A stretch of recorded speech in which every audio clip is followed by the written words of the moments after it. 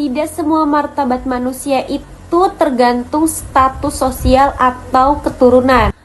Assalamualaikum warahmatullahi wabarakatuh. Perkenalkan, nama saya Alia Khairunisa dengan akhir NPM 054 dari kelas 2D PBSI.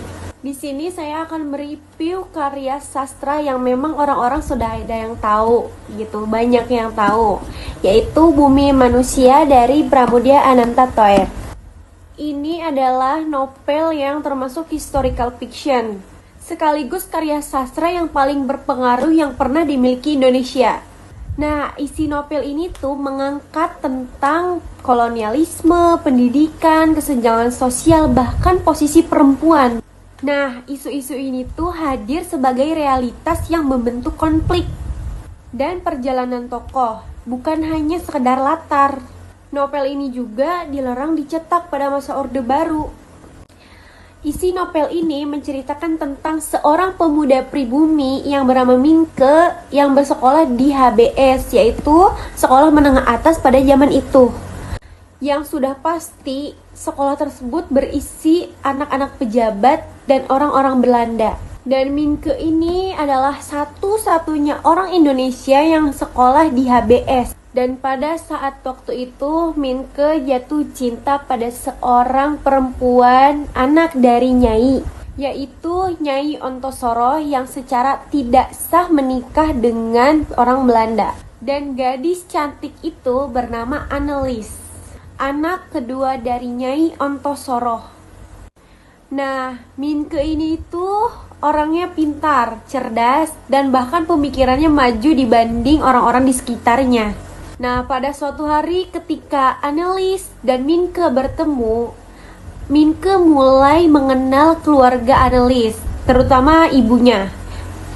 Namun setelah itu, kehidupan mereka tidak berjalan mulus karena sistem hukum kolonial yang tidak adil, dan keluarga Annelies dan Nyai Ontosoro dihadapkan dengan beberapa konflik yang mengharuskan mereka terancam.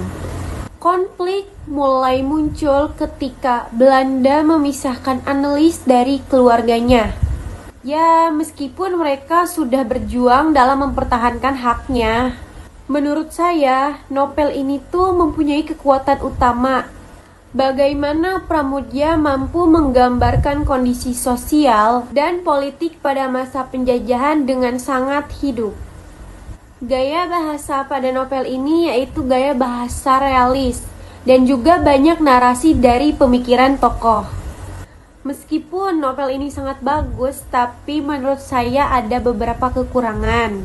Yang pertama, bahasanya cukup berat ya buat pemula seperti saya, karena banyak istilah-istilah lama dan gaya bahasanya yang klasik, sehingga mungkin akan sulit dipahami oleh sebagian orang pembaca. Nah, yang kedua, itu ceritanya yang panjang dan detail. Jadi bagi orang yang tidak terbiasa membaca, mungkin akan sedikit lambat dalam memahaminya di beberapa bagian. Amanat yang bisa kita ambil dari novel ini yaitu pendidikan, keberanian, dan berpikir secara kritis terhadap ketidakadilan kondisi sosial, dan bagaimana kita melawan ketidakadilan tersebut.